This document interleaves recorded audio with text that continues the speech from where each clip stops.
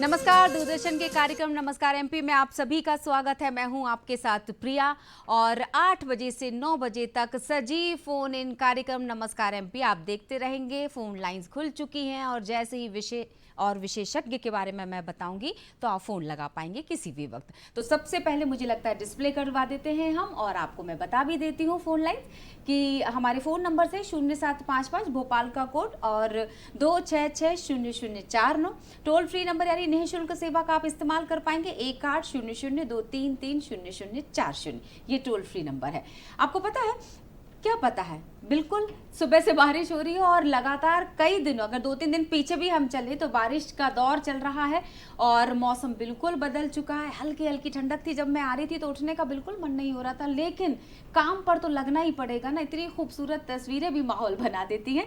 तो सबसे पहले मुझे लगता है हम बारिश की बात कर लेते हैं। बदलता मौसम, बढ़ रही है ठंड। जी हाँ, मध्य प्रदेश में मौसम ने भी करवट ले ली और सर्दी की तैयारी कर रहे हैं लोगों को बारिश का भी लुत्फ उठाने का मौका मिल रहा है। प्रदेश के विभिन्न हिस्सों की अगर हम बात करें तो अलग अलग तीव्रता की बारिश जो है वो रुक रुक कर हुई। और अगर हम कल शाम की ही बात कर दें तो शहर में ठंडी हवाएं चल रही थी।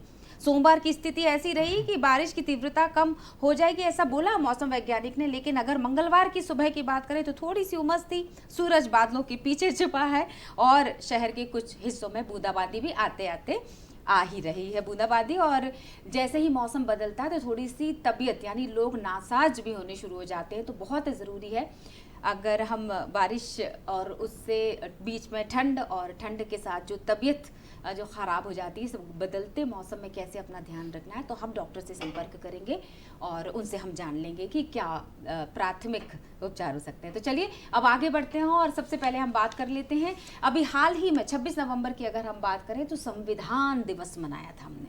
जी हाँ, 26 नवंबर को हर साल संविधान दिवस क्यों मनाया जाता है? क्योंकि उसी दिन हम बाबा अंबेडकर जी ने जो संविधान जो पारित, हम बात करते हैं विश्व के किसी भी गणतांत्रिक देश का सबसे लंबा लिखित संविधान जो रचा था वो बाबा अंबेडकर साहब। भारतीय संविधान दुनिया का सबसे बड़ा लिखित संविधान है और इसे बनाने में, रट लीजिए, 2 साल 11 महीने 18 दिनों का वक्त लगा था। भीमराव अंबेडकर साहब को भारतीय संविधान का जनक यानी निर्माता कहा जाता है। और अब 3 दिसंबर आने ही वाली है तारीख, क्योंकि हम पिछली तारीख और आने वाली तारीखों के बारे में भी जिक्र करते हैं। तो 3 दिसंबर जो अभी हमने 17 नवंबर को मध्य प्रदेश में जो मतदान हुआ था उसका परिणाम 3 दिसंबर को आएगा। तो बेसब्री से इंतजार किया जा रहा है। तो सबसे पहले मैं परिणामों की बात कर लेती हूँ। 3 दिसंबर को जो परिणाम आने वाला है, ये तारीख और भी कई मायनों में खास होगी। तो 3 दिसंबर को जो परिणाम आएंगे उसका तो बेसब्री से इंतज़ार होगा ही। आपको बता दें कि जिस तरह से लोगों ने मतदान वाले दिन बढ़ चढ़कर हिस्सा लिया था, एक ही चरण में सभी, मध्य प्रदेश की अकेली बात कर लेती हूँ, 230 विधानसभा सीटों के लिए वोटिंग हुई थी। छत्तीसगढ़ में 2 चरणों में हुई थी। तो जल्द ही वो परिणाम सामने आएगा। युवाओं ने, महिलाओं ने, बुजुर्गों ने किस आधार पर किसको अपना मुखिया चुना, इस बात का फैसला जल्द आ जाएगा। मैंने आपसे कहा था ना कि 3 दिसंबर की तारीख और भी कई मायनों में खास है। तो इतिहास के पन्नों में 3 दिसंबर काली स्याही से लिखा गया था। बिल्कुल, मैं बात कर रही हूँ गैस त्रासदी की। ये तस्वीरें आज भी हमारे जहन में ताज़ा हैं और शायद हमारी स्मृति और हमारी इन पंक्तियों को हिला देती। अगर मैं बात करूं कि पूरी दुनिया में भोपाल के नाम को गैस त्रासदी के साथ भी लिया जाता है। भोपाल गैस त्रासदी औद्योगिक इतिहास की सबसे बड़ी दुर्घटना 3 दिसंबर 1984 को आधी रात के बाद यूनियन कार्बाइड की फैक्ट्री से निकली जहरीली गैस मिक, जिसे अब मिथाइल आइसोसाइनाइड कहते हैं, ने हजारों लोगों की जान एक के बाद एक ले ली थी। इसी के बाद अब हम बात कर लेते हैं, चूँकि विषय और विशेषज्ञों की चर्चा हो रही थी तो एक बार फिर से फ़ोन लाइन बता देती हूँ, क्योंकि अब आप जल्दी से फ़ोन उठाकर हमसे सवाल कर पाएंगे, हमारे विशेषज्ञ से, हमारे अतिथियों से आज के बात कर पाएंगे। तो 0755-266-0049 और इसके अलावा 1800-233-0040 ये टोल फ्री नंबर का आप इस्तेमाल करेंगे। विषय और विशेषज्ञ, सबसे पहले हम परिचय कर लेते हैं। आज पिता पुत्र की जोड़ी हमारे साथ अतिथि के रूप में दूरदर्शन के स्टूडियो में मौजूद है और हम बात करने वाले हैं 4 बैत के बारे में। सुना था कभी ये शब्द? सुना होगा, लेकिन बहुत कम लोगों ने सुना होगा। जी हाँ, चार बेत की ये विलुप्त होती ऐसी कला है जिसे बचाने का जिम्मा उठाया है। अगर मैं भोपाल विशेष रूप से बात करूं तो हमारे बीच में पिता पुत्र की जोड़ी, उनका हम परिचय करवाते हैं। उस्ताद कमर अली साहब हमारे साथ हैं और उनके सुपुत्र मोहम्मद उमर अली साहब हमारे साथ मौजूद हैं। हम उनका स्वागत भी करेंगे और मुझे लगता है कि पहले मुझे आपको चार बेत के बारे में बताना बेहद ज़रूरी है। अगर मैं चार, तो ये तो स्पष्ट ही है कि चार की हम बात करेंगे गिनतियों की, और अगर मैं बैत की बात करूं तो इस शब्द का अर्थ होता है पंक्ति। आप देख सकते हैं इतनी खूबसूरत सी तस्वीर है, ये इन्हीं की तस्वीर है जिनका हमने अभी स्वागत किया। और वो जो ढपली है ना, इसका भी बड़ा महत्व है। आपको बता दें, इसमें हर बंद 4 मिसरों का होता है, इसलिए चार बैत कहा गया। और ये विशेष बहर यानी मीटर में लिखी जाती है। मुगल काल में जब अफगान सिपाही मुगल फौज में शामिल होने के लिए हिंदुस्तान आए तो वे अपने साथ अपने लोकगीत भी लाए, इसीलिए चार बैत को पठानी राग भी कहते हैं। मैं इसके बारे में बहुत उत्साहित हूँ चर्चा करने के लिए, तो मुझे लगता है कि अगला इतिहास मैं उन्हीं से जान लेती हूँ। तो बहुत बहुत स्वागत है आप दोनों का कार्यक्रम में आने के लिए। और मुझे लगता है कि हम विषय पर बात करें इसके पहले कुछ तिथि विचार इतिहास के बारे में भी दर्शकों को बता देते। ये इसलिए आपको पहले हमने स्वागत करके और इनके चेहरे दिखा दिए कि अब उत्सुकता जागेगी जब मैं तिथि विचार और इतिहास बताऊंगी आपको, तो तब तक फोन नंबर रट लीजिएगा और फोन लगाने शुरू कर दीजिएगा। तो तिथि की हम बात कर लेते हैं। आज की तिथि क्या कह रही है? विक्रम संवत 2080, मार्गशीर्ष कृष्ण पक्ष, प्रतिपदा 28 नवंबर आज की तारीख है। साल चल रहा है 2023, जल्दी ही जाने वाला है, और दिन है आज का मंगलवार। तो आप सभी का दिन मंगलमय हो, यही दूरदर्शन परिवार कामना करता है। अब इसी के बाद एक विचार जो हमारे पूरे दिन को बदल देगा, तो लिख लीजिए आज का शुभ विचार क्या कहता है। तो आज का विचार कुछ इस तरह है कि तकलीफ देने के बाद जताया गया प्रेम और नजरअंदाज करने के बाद दी गई अहमियत कोई भी मायने नहीं रखती। तो बेहतर है शब्दों पर नियंत्रण होना, क्योंकि शब्द ही घाव कर देते हैं और शब्द ही कमाल भी कर देते हैं।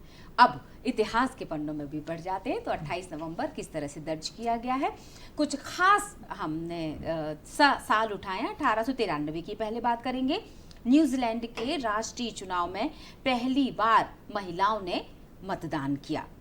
अब 1919 की lady Astor British House of Commons के लिए चुनी गई और वो इस सदन में पहुंचने वाली पहली महिला भी कहलाई। 1990 ब्रिटेन की लौह महिला मार्गरेट थैचर ने औपचारिक रूप से महारानी को अपना इस्तीफा सौंप दिया और डाउनिंग स्ट्रीट छोड़ा।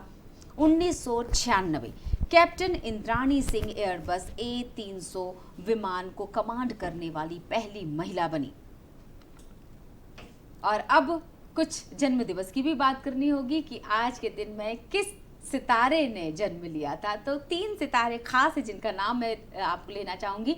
स्मिता पाटिल जी याद है आपको, उनके सुपुत्र साहब है प्रतीक बब्बर, आज उन्होंने जन्म लिया था क्योंकि स्मिता जी की शादी राज बब्बर से हुई थी। तो प्रतीक बब्बर का आज बर्थडे है, उनको भी शुभकामनाएं देते। हमारे पास तस्वीरें हैं और हम वो चेहरा भी दिखा देते ताकि आप रिकॉग्नाइज कर पाएंगे कि हम प्रतीक जी की बात कर रहे थे। चलिए इन्हीं के साथ ईशा गुप्ता की भी बात कर लेते हैं, आज उनका भी जन्मदिन है। और ईशा गुप्ता ये बॉलीवुड अदाकारा, और इन्हीं के साथ एक और खूबसूरत अभिनेत्री का जन्मदिन है, यामी गौतम, पंजाब की रहने वाली है और इन्होंने भी कई बेहतरीन काम किया हुआ है।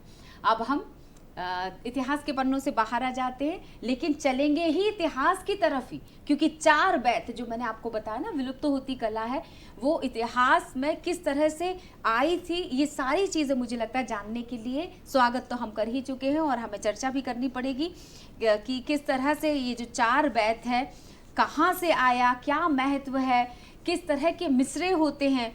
और उस्ताद कमर अली साहब, मोहम्मद उमर अली साहब, इन सब के बारे में हमें जानकारी देने वाले हैं। उर्दू की पुरानी रिवायत को जिन्होंने जिंदा रखने की जिम्मेदारी उठाई है।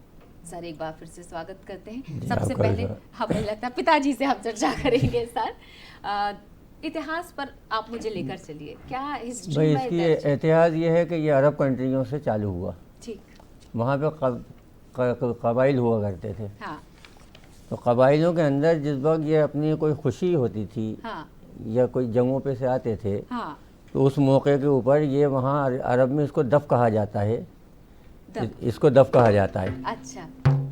अब और पठानी में अफगानिस्तान में जो इसकी रिवाज आई ठीक है। तो वहाँ पे इसको चंग कहा गया। ठीक है। अपनी यहाँ पे जब इसकी रिवाज आई हाँ। तो यहाँ पे इसको ढपली की हिंदुस्तानी हाँ। ज़बान में ढपली बोली। ली वाह। तो ढपली कहा गया इसे। हाँ। इसको चंग कहा गया, दफ कहा गया, और उर्दू में भोपाल के लोगों में घेरा भी कहा गया। तो बताते बताते हम थोड़ा सा सुनते भी सकते हैं। जी, वो इसको इस तरह से, जिस तरह का धुन होता है हाँ। उस तरह से इसको बजा के, और इसका महत्वपूर्ण ये है हाँ। कि जब सामने जो कोई पार्टी होती है तो चार बेद का होता है ये मुकाबला। अच्छा। तो अब सामने वाले को जिस तरह से शिकस्त देने के लिए तो वो इसके ऊपर गुस्सा उतारते हैं। ओके, तो एक मतलब बिना गुस्सा उतारे क्या ढपली बज नहीं सकती? और इतना बजाते हैं, ऐसा बजाते हैं कि उसको फाड़ देते हैं। ओके, तो मुझे लगता है कि एक छोटा सा हम प्रदर्शन देख भी लेते हैं कुछ मिसरों के साथ। जी, जरा सा चलिए। आप जी बिल्कुल।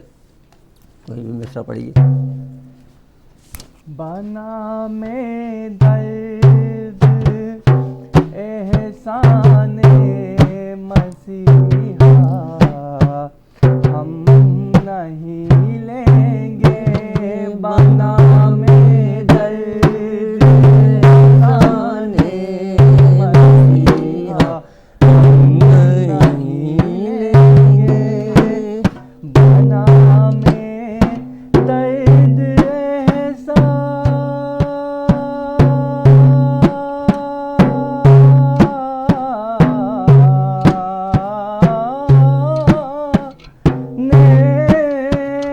मसीहा हम नहीं लेंगे। और जिगर पर ज़ख्म लेंगे, ज़ख्म पर मरहम नहीं लेंगे। बना में दर्द एहसाने मसीहा हम नहीं लेंगे। इस तरह से इसको क्या? हाँ, पूरा गुस्सा इस पे उतारा जाता है। ये कौन सी धुन थी? अभी आप जिक्र कर रहे थे कि धुन के आधार पर ढपली बजती इसको है। पठानी राग कहा गया है। ठीक है। तो इसको पठानी राग यूँ कहा गया है कि ये अरब से चला ईरान, ठीक है। ईरान से आया ये अफगानिस्तान। हाँ। तो अफगानिस्तान में जब इसको शौक हुआ बड़ा, हाँ। तो वहाँ पे इसको हाँ। पठानी राग दे दिया, क्योंकि पठान वहाँ से जब हिंदुस्तान तशरीफ लाए हाँ। तो नवाबी दौर के अंदर जब रियासत भोपाल बनी तो सबसे पहले जावरा है आदिल शाह, ठीक है। वहाँ से ये शौक भोपाल आया। हाँ। भोपाल के अंदर इसको सबसे पहले चार बेद की मंडलियाँ कबाइलों में हुआ करती थी। हाँ। बाद में जब यहाँ अपनी मध्य प्रदेश आई हाँ। तो इसका नाम अखाड़ा भी दे दिया गया और पार्टी भी दे दी गई। अच्छा। इससे पहले इसका कोई नाम नहीं था, इसको कहा जाता था चार बेद अखाड़ा। ठीक है। उसके बाद जब भोपाल में पार्टियाँ बनी हाँ। तो उन्होंने इसको कर दिया चार बेद पार्टी। पार्टी। आज के दौर में इसको बज़्म भी कहा जाता है। अच्छा, चार बैत बज़्म। जी। हाँ। बज़्म मसूद, हाँ। बज़्म शाहिद, हाँ। बज़्म भोपाल, हाँ। इस तरह से बहुत सी पार्टियाँ रहीं। हाँ। अच्छा, एक वक्त ये रहा है कि हाँ। अपनी यहाँ जब चार बेत आई है तो हाँ। उस वक्त आदिल शाह और उनके ज़माने में हाँ। सरदार दोस्त गौस मोहम्मद खां के ज़माने से लेके वज़ीर खां और नवाब आखिरी गुजरे हैं जहांगीर, हाँ। नवाब जहांगीर तक के ज़माने, जहांगीर बाप रे, साहब के ज़माने तक। कितना पुराना है। मतलब अब अगर मैं ये बोलूँ कि ये विलुप्त होती जा रही है कला, इसके पीछे कारण मैं आपसे जान लेती हूँ। ये कितना सौभाग्य की बात है। मुझे लगता है आप भी महसूस करते होंगे कि आपने ये जिम्मेदारी उठाई है कि इसके बाद अगली जनरेशन आपके साथ आगे बढ़ेगी इस कला को लेकर। इसको इन्होंने हमें शौक़ हुआ बहुत बचपन से। हाँ। हमारे काफ़ी पुराने फ़ोटो भी वगैरह हैं। हाँ बिल्कुल, हमने स्क्रीन पर दिखाए दर्शकों को। तो हाँ। हमें जब शौक़ हुआ तो उस वक्त ये पैदा भी नहीं हुए थे। अच्छा। जब ये थोड़े बड़े हुए हाँ तो इनको देखकर घर का माहौल देखता है बच्चा तो वही माहौल में ढलता है। बिल्कुल सही। तो जब इन्होंने देखा कि हमारे पापा और हमारे पापा के दोस्त घर के अंदर इसकी प्रैक्टिस करते हैं, हाँ। इसको वो करते हैं, हम्म। तो ये साथ बैठने लगे। हम्म। तो इन्होंने 8-10 साल की उम्रों के अंदर चार बेत गाना शुरू कर दी थी। 8-10 साल की उम्र हाँ, में। उसमें फ़ोटोज़ मैंने आपको वो करे थे। मुझे लगता है जब चर्चा इनकी हो रही है तो इन्हीं से मैं बात को आगे बढ़ाती हूँ। जी हाँ जी सर। 8-10 साल की उम्र में पहला जो मंच था वो कौन सा था जब आपने परफॉर्मेंस दी होगी? जी पहला चार वेद का प्रोग्राम था मंगलवार चौराहे पर। हाँ तो मैंने बहुत जिद की कि मैं चार वेद गाऊंगा पापा से, तो पापा ने मना किया। हाँ फिर माना कि ठीक है जैसा भी है अब गा लो, जो भी कच्चा पक्का है। हाँ फिर वो जो चार वेद गाया हाँ तो बस उसके बाद कभी मुड़कर देखा ही नहीं। जो गाते चले और एक दिल में जो और जज्बात चार वेद के लिए बढ़ा। लेकिन फिर धीरे धीरे 2-4 साल इसका प्रोग्राम चलता रहा। हाँ। लेकिन धीरे धीरे मैम ये प्रोग्राम बंद हो गया। अच्छा। फिर साल में एक बार ऐसा प्रोग्राम चलता रहा। कभी गाया कभी नहीं गाया। जो दिलों में इसकी मोहब्बत थी, इसकी जो ख्वाहिश थी, चार वेद गाने का शौक़ था, वो धीरे धीरे हमारे दिलों से ख़त्म होने लगा। तो उर्दू एकेडमी के अंदर नुसरत मेहंदी साहब हर साल में एक प्रोग्राम कराती हैं, सिर्फ बस वही चलता है। उसके अलावा भोपाल में प्रोग्राम ख़त्म होने लगे, चार वेद विलुप्त होती जा रही है। तो क्या किया जाना चाहिए? पहले मैं यही सवाल रख लेती हूँ आगे बढ़ने से पहले। इसके लिए प्रोग्राम हो, नई जनरेशन को पता चले कि चार वेद में मिसरों के साथ 4 शेर का शायरी होती है। मतलब आपको इस चीज़ का पता चले चार वेद क्या चीज़ है। आशिकाना है और कांटा कलाम होते हैं इसमें। इसका आपको मतलब पता चलना चाहिए कि चार वेद क्या चीज़ है। बिल्कुल सही। मैं आपसे पूछूंगी क्योंकि ये शायरी की ही एक विधा भी कही जाती है। बहुत सारे सवाल है क्योंकि बहुत सारी क्यूरियोसिटी है। पर फोन लाइन पर हमारे साथ कुछ सदस्य जुड़ते चले जाएंगे। मेरे साथ सबसे पहले रंजन भगत जो है युवा पत्रकार और मीडिया कर्मी, तो मैं उनसे चर्चा कर लेती हूँ क्योंकि 3 दिसंबर मैंने शुरुआत में ही कहा कि परिणाम का दिन भी है। तो चुनाव परिणाम क्या होगा, युवा क्या सोचता है, महिलाएं क्या सोचती हैं, तो उस सोच के बारे में मैं चर्चा कर लेती हूँ। रंजन भगत हमारे साथ इस वक्त फोन लाइन पर जुड़े हैं। बहुत बहुत स्वागत है रंजन जी। धन्यवाद। क्या कहेंगे, किस तरफ की बयार है युवाओं का जोश? अगर महिलाओं ने भी अपनी जिम्मेदारी बढ़ चढ़ के निभाई थी तो किस तरह का उत्साह देखने को मिल रहा है? 3 दिसंबर को करवट किस ऊँट बैठेगा? देखिए, इस बार मध्य प्रदेश का चुनाव जो है वो काफी मायने में खास रहा है। अगर हम बात करें युवाओं की, महिलाओं की, बुजुर्गों की, तो काफी संख्या में वो घर से बाहर निकले और उन्होंने वोटिंग की।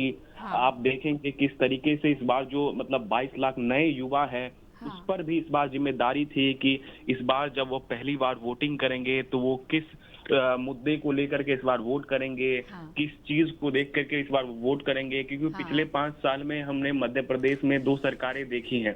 तो 2 सरकारों में वो चुनेंगे कि किस तरीके से किसने काम किया है, पिछले सालों में कितना विकास हुआ है, क्या क्या वो आगे देखते हैं मध्य प्रदेश में, किस प्रकार से यहाँ पे रोजगार आ सकते हैं। तो युवाओं में जो है इस बार काफी जोश देखने को मिला कि वो इस बार जो है पहली बार जो वोटर थे वो काफी सोच समझ कर इस बार उन्होंने वोटिंग की होगी। बिल्कुल रंजन। रंजन, ये युवाओं के अगर मैं जिज्ञासा की बात करना चाहूँ तो जब आपने चर्चाएं की होंगी तो क्या निकल कर आई बात?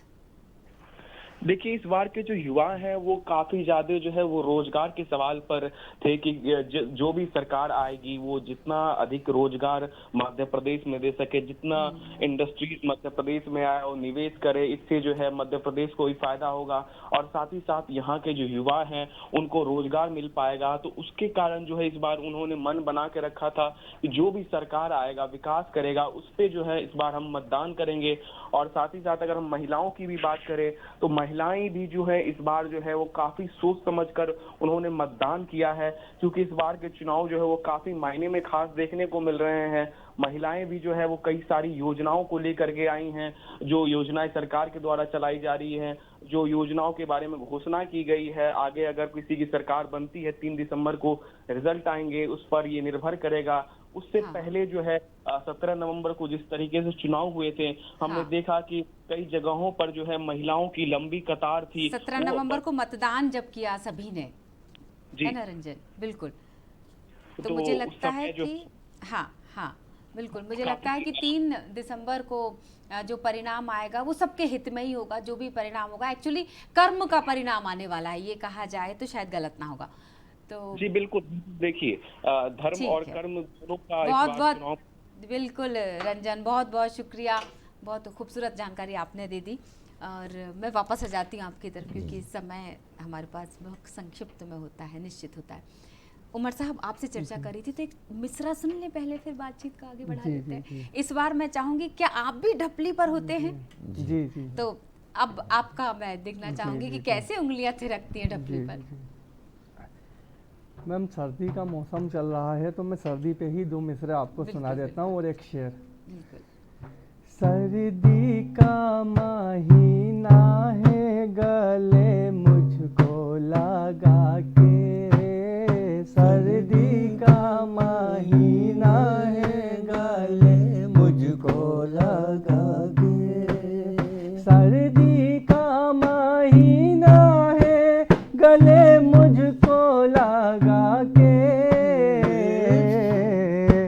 और वो रूठ कर फिर चल दिए दामन को छोड़ा के, सर्दी का महीना है, गले मुझको लगा के, ओ तन्हाई का एहसास क्या बात। मिटाने के लिए तो अफसाना मोहब्बत का सुनाने के लिए तो अफसाना मोहब्बत का सुनाने के लिए तुम सोए हुए जज्बात जगाने के लिए तो सोए हुए जज्बात जगाने के लिए तुम, और तस्वीर को रखना मेरी सीने से लगा के, सर्दी का महीना है, गले मुझको लगा के। वाह वाह वाह, क्या इसमें बात है, बहुत काफी सुंदर। दौड़, हाँ, उछल कूद, और इसको लेके पब्लिक में कूद जाते हैं। अच्छा। हाँ, इस तरह का माहौल बन जाता है। क्या नवाबी दौर में भी क्या यही मिसरे और इसी तरह की चीजें होती थी कि उस समय के दौर में अलग चार बैत होता था और अभी आधुनिकता के साथ अलग हो गया, ये उसमें जब अरब परिवर्तन से हुआ? चली तो अरबी में थी, ठीक है। वो वहाँ से जब ये ईरान पहुँची हाँ, तो वहाँ फारसी में आ गई। अच्छा, बदलाव होता जी गया। हाँ। हाँ वो वहाँ से जब ये अफगानिस्तान आई हाँ, तो ये पिस्तों में हो गई। ठीक है। वो जब ये हिंदुस्तान के अंदर आई तो ये हिंदू और उर्दू में तब्दील हो गई। हाँ तो नवाब भोलपाल जिस वक्त अपनी यहाँ हाँ गांधी मेडिकल कॉलेज के वहाँ पे हाँ। जन्मदिन मनाते थे, परिपाठ कहलाता था। हाँ हाँ तो यहाँ पे ये 3 दिन का आयोजन रखा जाता था। हाँ तो उसमें अपनी यहाँ देश भर के मुरादाबाद, रामपुर, टोंक, हाँ। भोपाल, हर जगह की पार्टियों को बुलाते थे। तो 3 दिन ये चलता था। उनको नवाब भोपाल जो थे हमीदुल्ला साहब, हाँ, सबको इनाम इकरामों से नवाजते थे। वाह। तो ये आयोजन अपनी नवाबी दौर में सरदार दोस्त मोहम्मद खान से पहले इस्लाम आया। नगर में 4 बेत की महफिलें लगा करती थी। जी हाँ, सरदार दोस्त मोहम्मद खान ने जिस वक्त हाँ। इस्लाम नगर में अपना वो किया, हाँ तो वहाँ पे ये 4 बेतों की महफिलें होती थी। और हाँ। जब नवाब हमीदुल्ला साहब के दौर में उनका जन्मदिन होता था हाँ, तो गांधी मेडिकल कॉलेज पे इसका अवसर 3 दिन चलता था। क्या बात है। तो और देश भर पूरे हिंदुस्तान की पार्टियों को बुलाते थे वो, देश भर में। पूरी देश की पार्टियां, जैसे रामपुर, जावरा, मुरादाबाद, अमरोहा, हाँ। भोपाल। तो इस तरह से इसका शौक़ उस ज़माने में बहुत ज़्यादा था। आज को ये पोजीशन हो गई है, ये हालात बन गए हैं कि लोगों के दिल से शौक़ ख़त्म हो गया है। हाँ। आज एक तो समय का अभाव, दूसरा नई जनरेशन आ गई है, तो इसके बारे में जानकारी ही नहीं पहुंच पाती नहीं कि 4 पहुंच बैत पाती। है क्या। देखा। दरअसल दूरदर्शन की ही ये परंपरा रही है कि दूरदर्शन भी कभी इस कला को या ऐसी कलाओं को विलुप्त नहीं होने देगा, क्योंकि हम समय समय पर अपने अतिथियों को आमंत्रित करेंगे।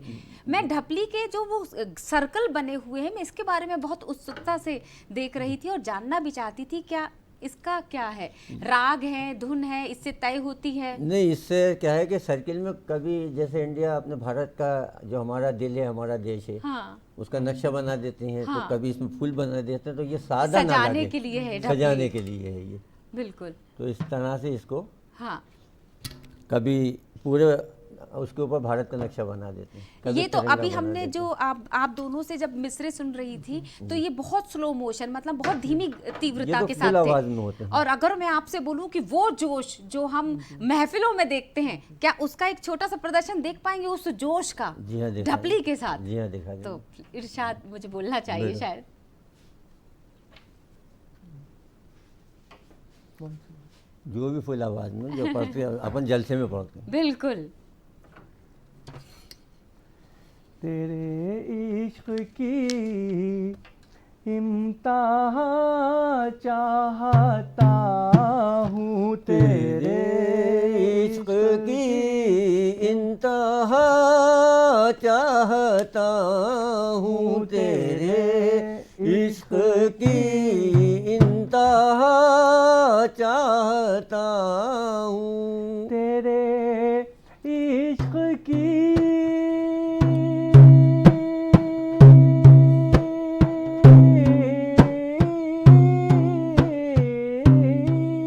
आहा। इंतहा चाहता हूँ, ओ मेरी सादगी देख क्या चाहता हूँ, क्या बात है। तेरे इश्क की इंतहा चाहता हूँ, आहा। तेरे इश्क की इंतहा चाहता हूँ। आहा। जी, आप कुछ कहना चाह रहे थे अली साहब? एक शेर और सुना दो। बिल्कुल बिल्कुल। वो बरसात की थी हंसी रात कह दी, और हुई थी जो बात है। उनसे मुलाकात के दी, जो हुई थी जो उनसे मुलाकात के दी, भरी बज़्म में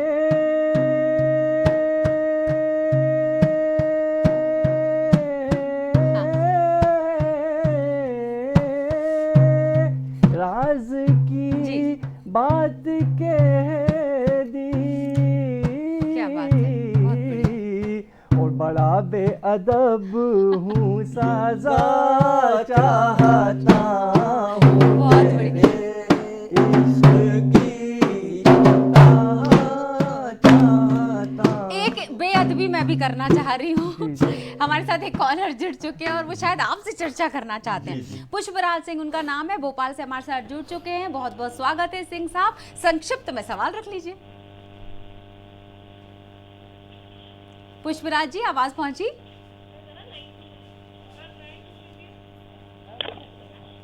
जी पुष्पराज जी। रामपुर, टोंक, हैदराबाद में जीवित है, तो अपने भोपाल में भी इसका अच्छा वो हो तो लोक कलाओं में। जी जी, पूरा प्रश्न एक बार फिर से तेज आवाज में कीजिए।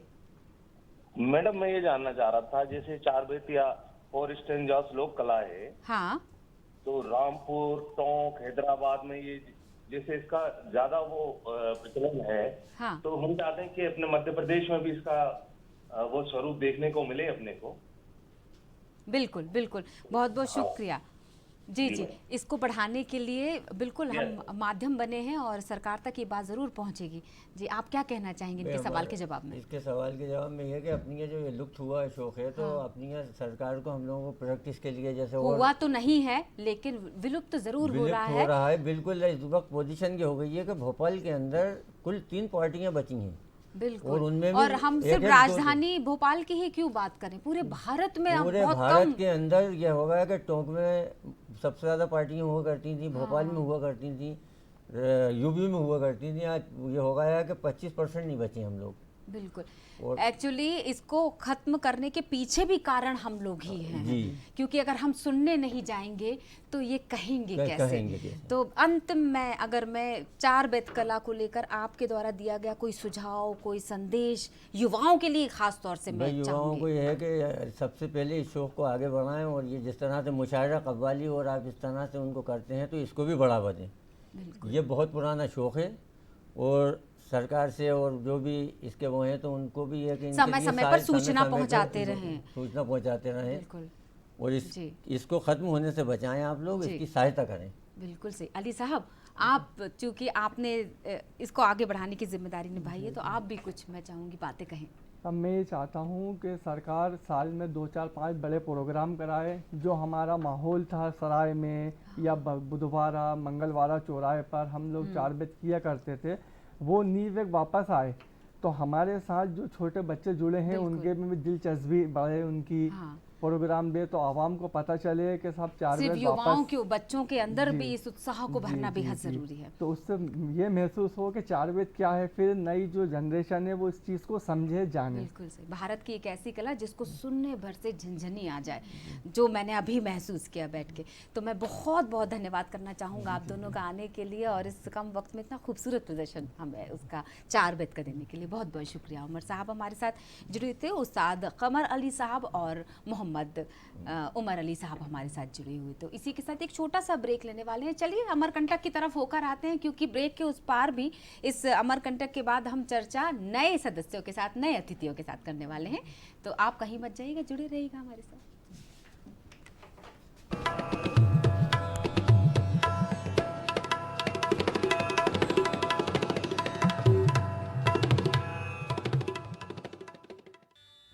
प्रकृति की अनुपम देन अमरकंटक, जहां इसके आसपास हरियाली और सुंदर पहाड़ों के दर्शन होते हैं, वहीं प्राकृतिक सौंदर्य का एहसास भी होता है।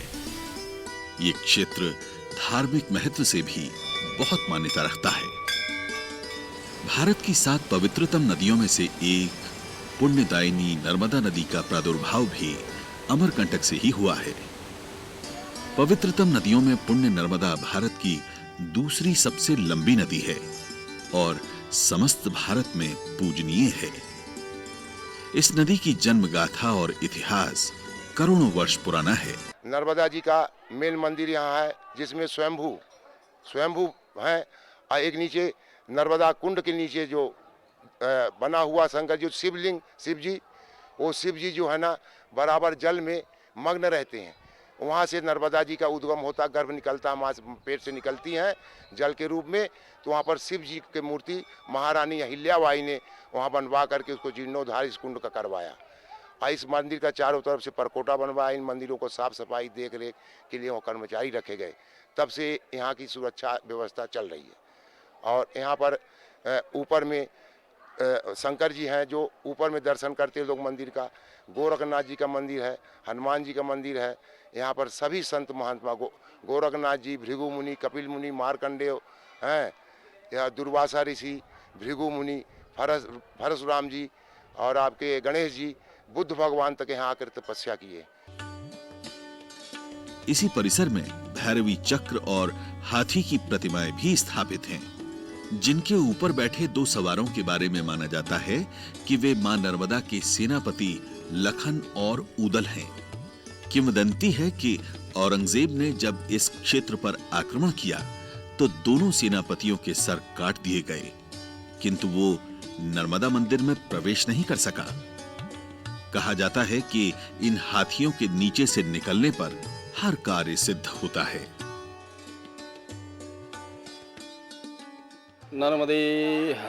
नर्मदा जी का उद्गम स्थान सामने से हुआ है। वहाँ से आचमन मार्जन करके लोग यात्री दर्शन करने के लिए माई के मंदिर में आते हैं। रास्ते में हाथी पड़ता है, जो है लाखन और उदल उसके ऊपर बैठे हुए हैं। नर्मदा जी के सेनापति थे। उसके नीचे से निकलने से मान्यता ये है कि माई को दंडवत प्रणाम होता है। क्या मंदिर के अंदर दंडवत कर नहीं सकते, आमने सामने मूर्तियां हैं, तो दंडवत करने का जो है बहुत महानता है। दंडवत करने से सब पाप क्षय होते हैं। इस वजह से लोग वहाँ पर हाथी से निकलकर दंडवत करते हैं। दंडवत करके नर्मदा जी के दर्शन को जाते हैं। देवासुरा सुपावनी नमामि सिद्धदायिनी, त्रिपुर दैत्य भेदिनी विशाल तीर्थ मेदिनी, शिवासनी शिवकला किलोल लोल चापला, तरंग रंग सर्वदा नमामि देवी नर्मदा।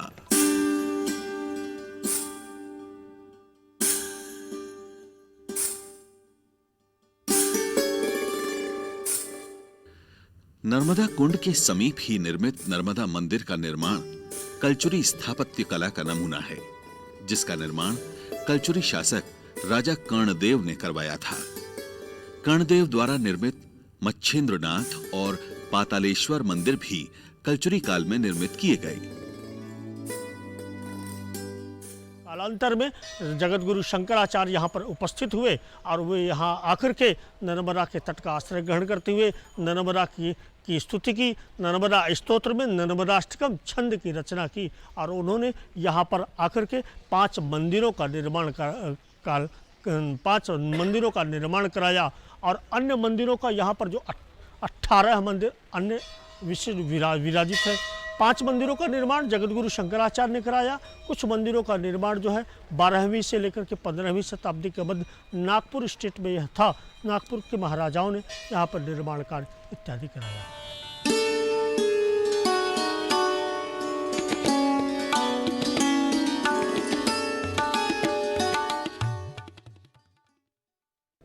चलिए वापस आ जाइए, घूम घुमैया बहुत हो गई। अब हम अगले अतिथि से चर्चा करेंगे, तो बता देते हैं ये पॉकेट साइज पावर हाउस है। मैं समर्थकों को कुछ इसी नाम से बुलाऊंगी। तो चलिए बिना देर के स्वागत करते हैं हमारे साथ युवा या बाल कलाकार तबला वादक हमारे साथ समर्थ शर्मा इस वक्त जुड़ चुके हैं। एक मुलाकात करेंगे समर्थ से और जानेंगे कि समर्थ में ये शौक कैसे जागा, क्योंकि अगर समर्थ पिताजी हैं आपके क्रिकेटर तो क्रिकेटर क्यों नहीं बने। सबसे पहले स्वागत कर लेती हूँ और आपकी संगत के लिए जो हमारे साथ इस वक्त स्टूडियो में है हनीफ साहब, हम उनका भी स्वागत करते हैं। और समर्थ अपने सवाल के साथ आपके पास आ जाती हूँ कि अगर पिताजी केजी शर्मा जी, जो कि जाना चिर परिचित नाम है भाई, केजी शर्मा बस बोल देने भर से वो तस्वीर भी आ जाती है, वो बल्ला भी आ जाता है, तो क्रिकेटर साहब के बेटे तबला वादक कैसे बन गए? मैम मैं बचपन से मतलब जैसे गॉड गिफ्ट होता है तो मेरे को ढोलक बजाया करता था। अच्छा। तो पिताजी ने उस मेरी मेहनत और लगन देखते हुए मेरे को तबले में डाला। हाँ। और फिर मेरे को गुरुजी श्री अजय सिंह सोलंकी जी के पास लेके गए तबले की शिक्षा प्राप्त करने के लिए। हाँ। और उन्हीं के आशीर्वाद और उनकी शिक्षा से आज मैं यहाँ तक पहुँचा हूँ। कितने साल के थे जब ढोलक बजाने के लिए हाथ अपने आप चलने लगे होंगे? मैम 2.5-3 साल का। 2.5-3 साल में मतलब चलना शुरू कर दिया और बजाना भी शुरू कर दिया। जी तो मैम। थोड़ा सा एक पहले छोटी सी प्रस्तुति हो जाए, बिल्कुल मजा आ मैम, जाएगा। बिल्कुल। मैं आप सभी के समक्ष जपताल प्रस्तुत करने की कोशिश कर रहा हूँ। झपताल। जपताल।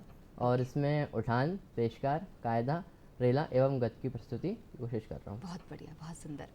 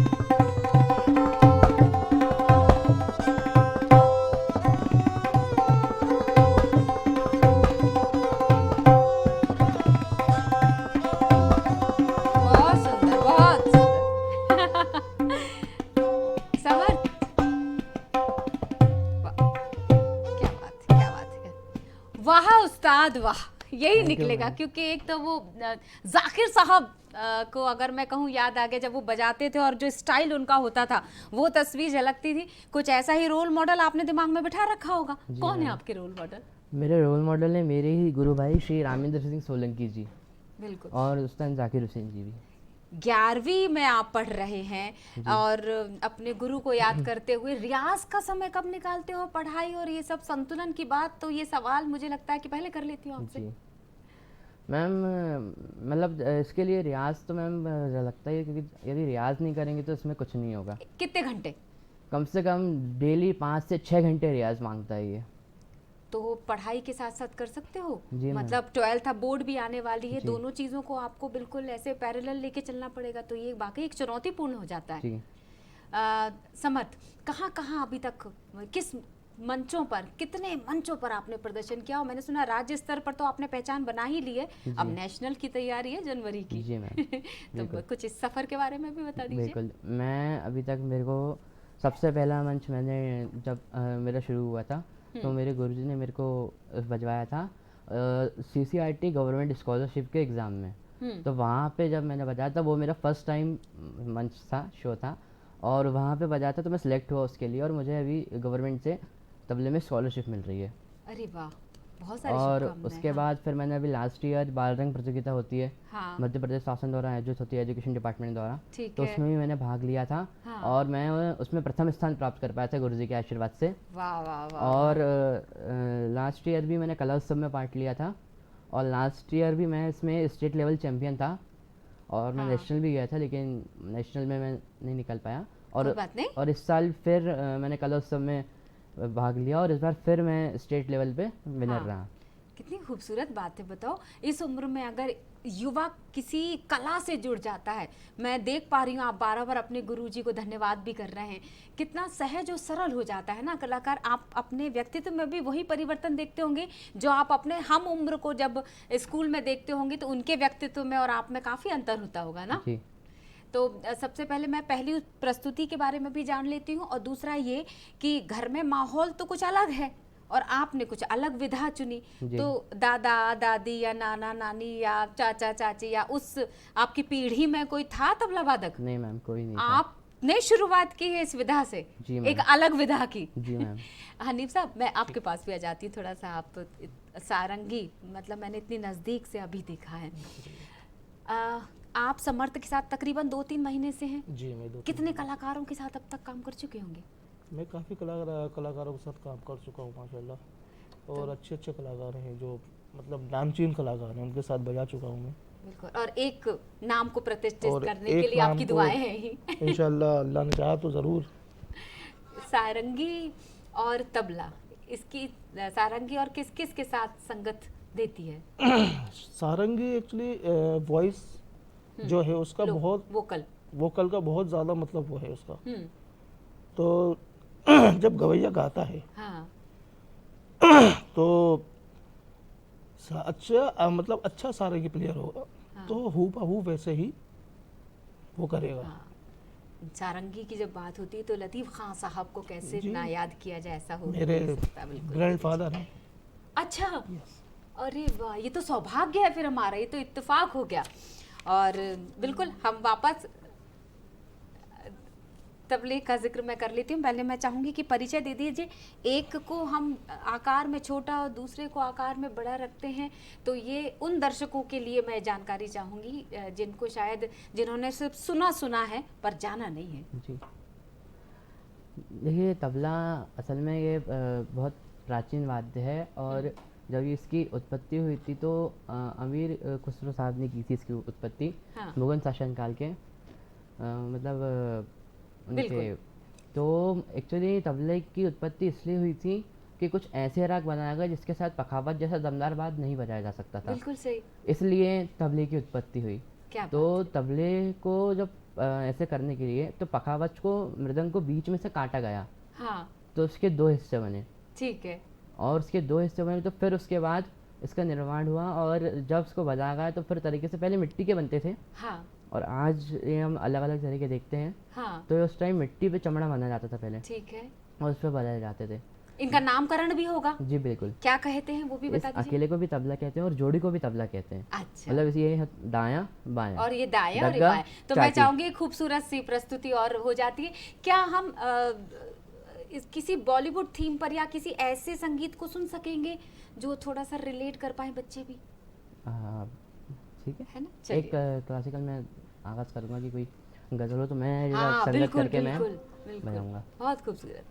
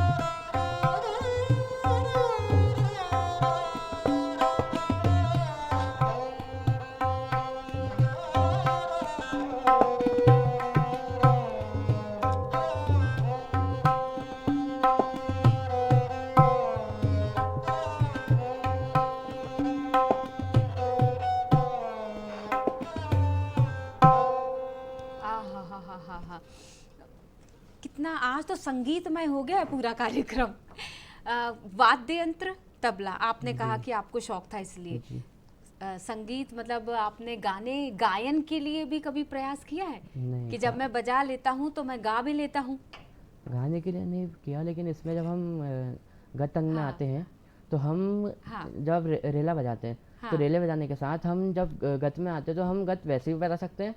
तबला रोक के हम गत पढ़ के फिर गत बजा सकते हैं और तबला बजाने के साथ साथ भी गत पढ़ सकते हैं। तो गत पढ़ा है आपने? जी। तो बिल्कुल इसका प्रदर्शन भी हम कर लेते हैं अगले सवाल रखने से पहले। जी। गत को पढ़ते हुए।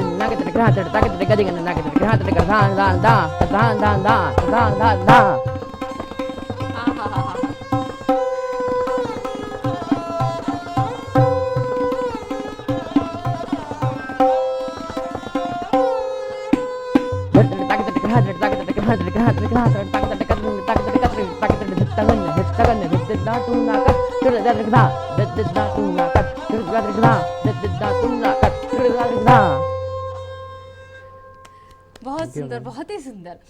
एक बात बताओ, क्या कभी ऐसा होता है, जो मैंने देखा है कि एकदम जोश जोश से जब तबला वादक थाप दे रहा होता है तो कई बार वो अपना स्ट्रेस भी निकाल रहा होता है, और इसमें काफी मेहनत लगती है, काफी चुनौतीपूर्ण होगा आपको, मतलब जैसा दिखता है उतना आसान है नहीं तबला बजाना। तो सबसे पहले उन चुनौतियों पर भी बात करो, और जो मैं बात करी थी ना कि स्ट्रेस मैनेजमेंट के लिए भी तबला एक बहुत अच्छा वाद्य यंत्र हो सकता है।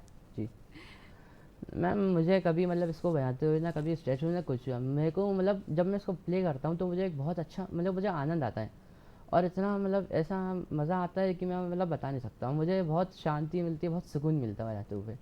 संगीत विधा ही कुछ ऐसी है ना कि जैसे बजाने वाले को तो आनंद आ ही रहा था और सुनने वाले को भी आनंद आ रहा था। जी तो अगर मैं प्रस्तुतियों की मैं बात कर रही थी, किसके साथ आपको किस मंच पर प्रदर्शन करने का जो बोलते हैं ना ड्रीम, हम सपना एक बुन लेते हैं कि मुझे वहां तक पहुंचना है, तो वो कुछ सपने को भी शेयर कर लो।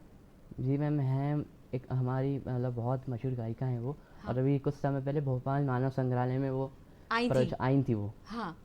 और मैं गया भी था उन्हें सुनने के लिए, और श्री कौशिकी चक्रवर्ती जी। ओहो, क्या बात है। हाँ, मैं मतलब फ्यूचर में एक बार उनके साथ जरूर संगत देना, मतलब उनके साथ आप प्रदर्शन करना चाहेंगे, प्रस्तुति देना चाहेंगे, तो उनको सुना होगा जी। तो कोई गीत अगर चाहो तो उनको याद करते हुए या उनको डेडिकेट करते हुए। उनके बहुत सुना है उनको, और बहुत अच्छा गाती हैं वो। हाँ। और सबसे अच्छा मतलब उनको लग रहा है वो एक पहाड़ी गीत रंगी सारी बहुत अच्छा गाती हैं वो। हाँ।